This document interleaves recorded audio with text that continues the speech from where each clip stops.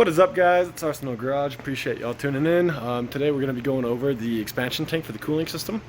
If any of you all watched the last video, I showed you how we did some CAD, cardboard aided design, and I'm just going to give you a quick overview right now and show you what the process is of building an expansion tank. I will tell you guys, I've never built one myself before. I've seen videos, I have buddies who've made them, but never actually done it myself, so this could be an adventure, and hopefully it all goes smoothly. Alright, so we started off with a cardboard box. I started off with a basic shape of what fits in my area. Now, of course, if you're doing this for a different vehicle, you're gonna have to try differently. You're gonna have to experiment. But this fits in my area, it clears everything that I wanted. And so then I basically had to make my shape 3D. Now, of course, there's different vehicles that might have more complexity, but in this case, it was pretty simple. It was just straight up. So that's how I started off with my design. I've already started disassembling to make other parts. So as you'll see, I've made the two top plates, or I guess top and bottom. And this is aluminum plate. It's 6061, 1/8 inch thick. Should be easy enough to weld. I'm no master TIG welder, but I think I'll be able to do it just fine. So line this up. I did square up the corners a little bit, so it's not the exact same, but I just made everything a little bit, more nice shape. I traced all the edges straight, got all the corners better, 90 degrees.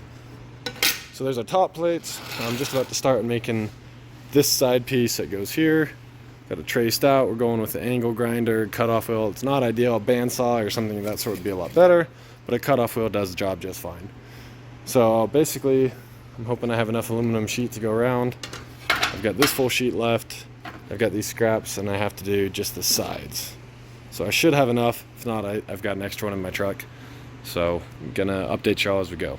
So it turns out I'm a little more out of practice of aluminum TIG welding than I thought, but I'm finally getting back into it. Basically, it just took me a while to get everything tacked up into place. I could really probably just use more fabrication tools, more things to hold. But I'll show you where we are at so far. So this is what we got so far.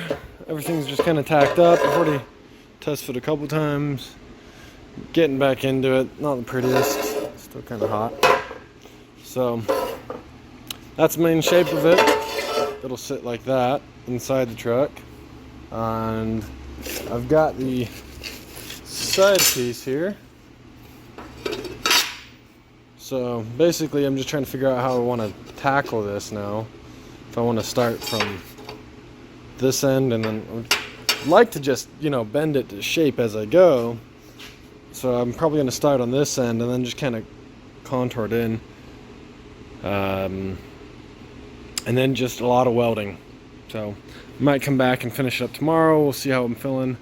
I think it's around 10 o'clock, but so far so good.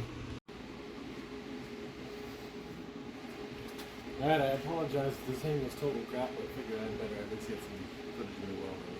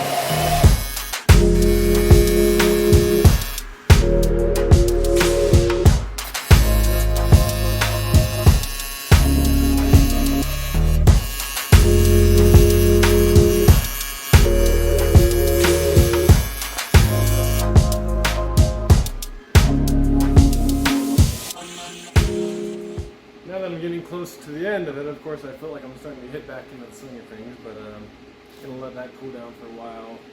Let the TIG torch cool down for a while. My finger, I think I burned on this, cool down. Doing great. Now, I'm not going to claim to be a master welder, but got to clean up a few of these where I dragged the filler a little bit. But overall, I don't think it's too bad. You know? But after all, grinder and paint will make you the welder you ain't. Those are some poor tacks. I'll clean those all up. So, got pretty good one under here. But yeah, coming along. Alright, so it's now almost 1 a.m. I've been at the shop today since 7:45 a.m. And I think it's time to call it a day. But I got a lot farther than I planned to. I don't know if that's good or bad, but let me show you what we got. So, here's what we got reservoir-wise. Not perfect by any means. I still need to get one more spot on it. And I gotta put on the filler neck, of course. But overall, pretty decent. And it's gonna end up sitting something like that. Can't really hold it in well, but you get the idea. It's gonna sit in there. So, really, not too bad. And we'll finish it up tomorrow. Alright, so after a lot of positioning and, you know, tinkering around, moving tabs, I think I finally got it where I want. I'm going to have to add another mount tab, probably something that comes off the back to over here. But pretty pleased with where it's sitting. This is where the filler neck's going to go. It's going to just go up in the back corner. It's where the most clearance is. I'm going to end up adding the nipple in down here at the very bottom. It's the highest point, you know, it's above the radiator, and it should still have enough room for the fluid not to have to be all the way at the top. It might be a little funky to bleed, but I think it'll be alright. So, overall not too bad. I did end up, as you can kind of see, I ended up cutting out like a wedge on this piece here, hammering it down and re-welding it just for a little bit more hood clearance. But everything clears nicely. Hood strut drops right in between here. It's pretty close, but it does fit right in between there. Had to add a spacer in there. Originally didn't make the tab long enough. It was way too close and it was hitting there every time. I couldn't get it to clear. So, pretty pleased with it though. I think it came out pretty good. There we go. So got the cap mocked up. It'll go right there. Probably have the nipple just pointing forward for the bleeder. Well, nah, we'll point it back where you can't see it. And then it'll just dump off into the back somewhere. But that's essentially what it'll look like. Pretty easy. Let's see, let's grab nipple. So this is a 1-inch nipple. I do have my 90 now. And I may end up cutting out a section here to give this like a better angle. Even thought about, say, like putting it down there in the bottom. But if I just put it here, the hose should be doable. It's gonna be a little funky. It's a slightly different height, but it's really not too bad. If I was able to just angle this down, it'd be basically perfect. So, and maybe angle it out a little bit. So we'll see what kind of play I have. Again, I don't have the right size drill bit. This is a 1-inch hole, so and same with this, it's also 1 inch. So I'll pick up a step bit and I'll have both of those. Alright, so I'm probably gonna wrap up the expansion tank video here just cause it's just more welding, and really I gotta drill 2 holes, weld on the bung and weld on the filler, and so I'll just leave that. I'll update you guys on the next one. Alright, psych, I know I said I would show you it finished in another video, but I just finished it and I figured I'll just throw in the clip. So, here it actually is. Ta-da! I mean, I do have to order another nipple. I kind of forgot. This is gonna go right there. This is the steam line, vent line, whatever you want to call it. So I do have to add that. But there is the 1-inch nipple right there, which is gonna tee into this.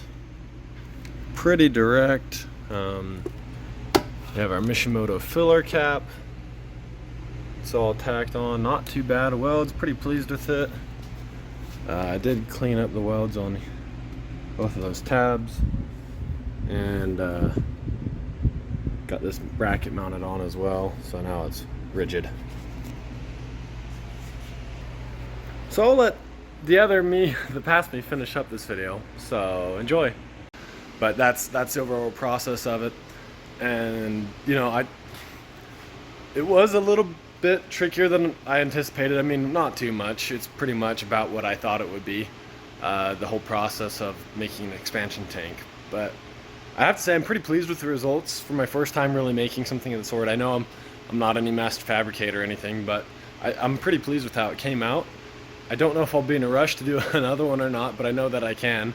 It took me a good bit of time. It took me a while. So respect to all you people who do that, you know, every day, day in, day out, and are faster and better at it than I am. But yeah, so next up on the list is really, I mean, the coolant system should only need hose clamps, and just a little bit of, you know, tight buttoning up. So that's basically done. I need to start working on things like other plumbing, like charge pipes. So I was kind of mocking up this charge pipe here. So that's the factory one all the way up to here. The end's cut off of the factory one. It's got a 90-degree coupler, 90-degree pipe, and it's close enough that it might work. It gives me a lot of clearance to run the intake out like what I wanted. The AC lines, I'm definitely gonna have to get an oil filter relocation because that's gonna be an absolute nightmare to change. So I'll probably end up putting that maybe somewhere in the frame, somewhere else in the engine, just somewhere with more space, because right there is not good. So yeah, charge pipes, we've still got wiring and just, you know, mechanical stuff. Probably popping the cab back off soon to hopefully swap wiring harnesses. I'm going to do the exhaust at the same time. I should be able to make all the stock exhaust stuff work. I've still got the Dodge downpipe,